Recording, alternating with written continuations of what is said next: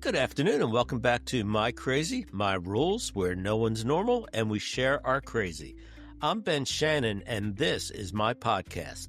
This is where we talk about our real mental health, tell the stories that we've been hiding and holding for much too long, and share the struggles we usually keep to ourselves. So settle in, it's time to share our crazy and our rules on dealing with it. And wow, this has been a busy week. I've been telling you for the last couple weeks, I'm really striving to get my first 100 listeners and subscribers, and I've been working very hard in getting to that spot. I've been planning, I've been posting and emailing to make that happen.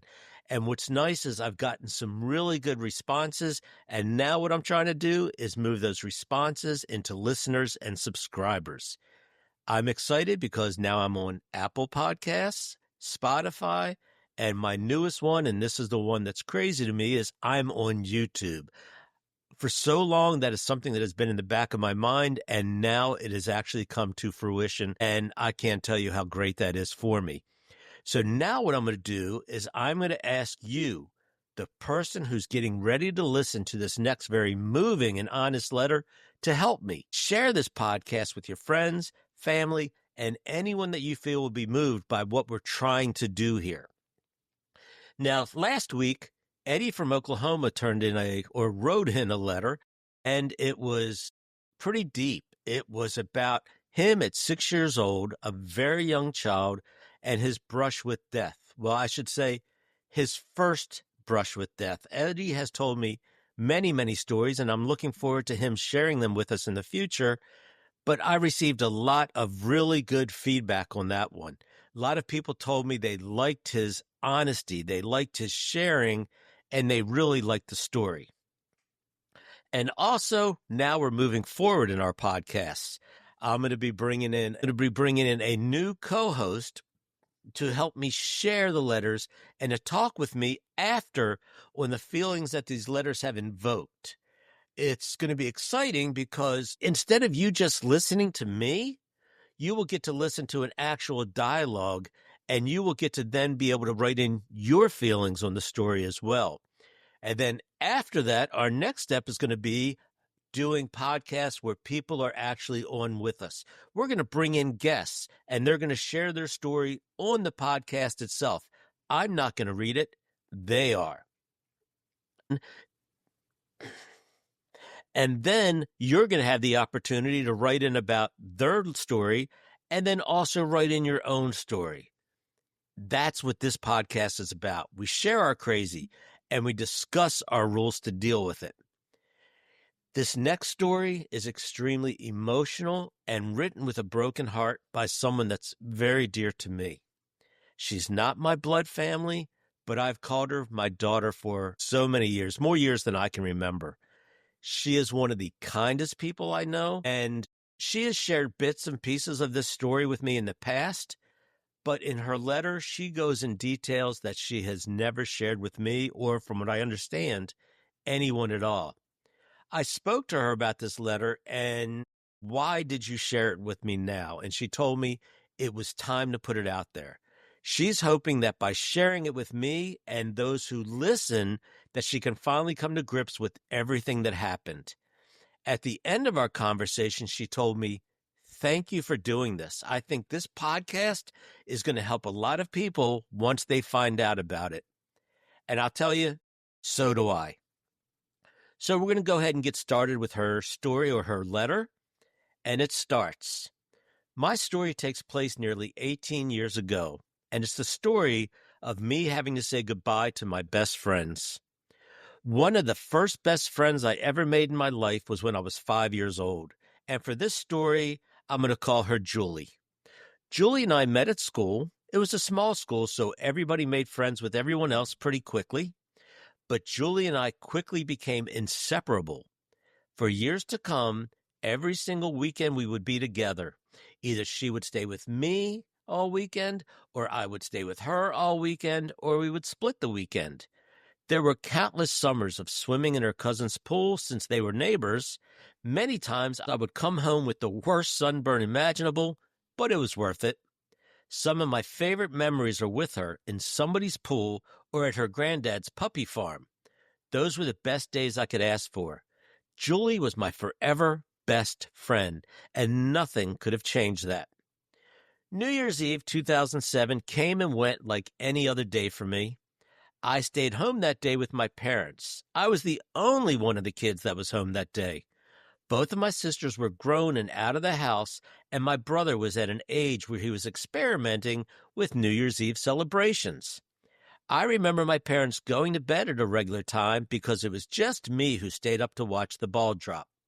I sat in the living room and rung in the new year, hopeful for what 2008 would bring. January 1st, 2008, the first day of the January 1st, 2008, the first day of the new year, my dad wakes me up around 10:30 a.m. This was odd since it was still Christmas break and my parents never woke me up during the breaks, but on this morning, he did. He was gentle, speaking in a low voice. I can still see him sitting at my bedside. The conversation that ensued was one that would replay in my head for years to come. I remember it starting off with him asking me about Julie's cousin, and we'll call her Kelly. He asked me if Julie had been staying the weekend with her. I told him yeah. I had just seen both Julie and Kelly a few days earlier. He then goes on to ask me more about Kelly's parents. However, I had never met them. I knew they lived a town over, but that was all I knew. At this point, I could see on his face that this conversation was serious. I could see him really choosing his words. Our eyes locked, and he told me that Julie's stepmom had called him in the middle of the night and told him that while Kelly's parents were out running errands the day before, Kelly thought it would be a good idea to take her parents' Jeep out for a drive. At this time, Kelly would have been about 14 and not a licensed driver. But I was not surprised by her having this idea, and so they did. Kelly grabbed the keys, her and Julie hopped in the Jeep, and off they went. Along the way, they stopped at one of Kelly's friend's house, where it was just her friends, and her friend's little 8-year-old brother. They, too, hopped in the Jeep with them. With Kelly driving, her friend in the passenger seat, and Julie and the 8-year-old in the back, they took off, hitting dirt roads to avoid the potential of a cop seeing them and pulling them over. During the drive, Kelly had lost control of the Jeep and ended up overcorrecting, caused the vehicle to begin rolling. At this point in the conversation, my heart started racing. All I could think is Julie is hurt. I didn't know how bad, but she's probably, worst case scenario, in the ICU. I needed to go see her.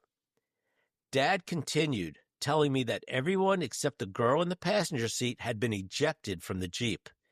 No one was wearing a seatbelt. He said Kelly was in a coma. And then came the pause. It felt like eternity. I could see his eyes start to whelp up as he said, "And baby, she didn't make it." I don't remember a whole lot after that. I know he held me while we cried together. I remember feeling like I was dreaming. My mom came home with my brother, and he cried with me as well. I called my older sister, who only lived about 30 minutes from us. Our parents had already called her and had already told her what had happened. The rest of the day and the days leading up to her funeral were a blur. I don't really remember a whole lot. I remember going by her house to drop off food for her family. I remember how close each of them held me, specifically her aunt, who upon walking into the house grabbed me up so tight she held me what seemed like forever. Never letting up, it was the tightest anyone held me during that time. I remember the morning of her funeral, getting ready, not really sure what to wear, just thinking that I wanted to look really nice. At the funeral, I sat with my church family. Though they had only known her for a few weeks, they all rallied together to attend her funeral, which was held at a different church. The service was beautiful. I remember the slideshow her family had put together. Seeing myself in the pictures with her, remembering when her aunt had taken the pictures, it all didn't seem real. I held on to my tears as if I were to let them go, everybody would point and laugh. I remember a lot of people coming up to me, crying and holding me, telling me everything will be okay. At that time, I wasn't sure if they were right. Even all these years later, I'm still not sure they were. Grief wasn't something that came easy for me. I shut it out and dismissed it any time it would show its head. It felt almost like weakness. As an adult, I hold resentment for the people around me during that time. No one really knew how to help me, so they left me alone to deal with it. It would be 2 years later before anyone would even consider putting me in therapy, and by that time, I had entered an emotionally abusive relationship and was so depressed, the last thing I was going to do was talk to anyone about it. Needless to say, any help I received was short-lived. It took me until this year to realize how this single event completely changed the trajectory of my life. I would spend years in an abusive relationship, topped off with addiction and a depression that would feel like home for the next 10 years. Over the last year, I've been going to therapy and taking medications to help me cope while I get through the tough stuff. We have covered so much, from the abuse to this grief I still carry to this day. I am learning to have grace for my younger self while I navigate this period of healing. I'm hoping in writing this letter and hearing it read by someone who means so much to me, who I trust to deliver my story with the delicateness I wish I'd shown myself all those years ago, will somehow help me process through this grief. Thank you, Ben, for creating this podcast and taking the time to read my story for me. I want to wrap this by saying I love you, and until we meet again, rest in love, Jude Renee Wood.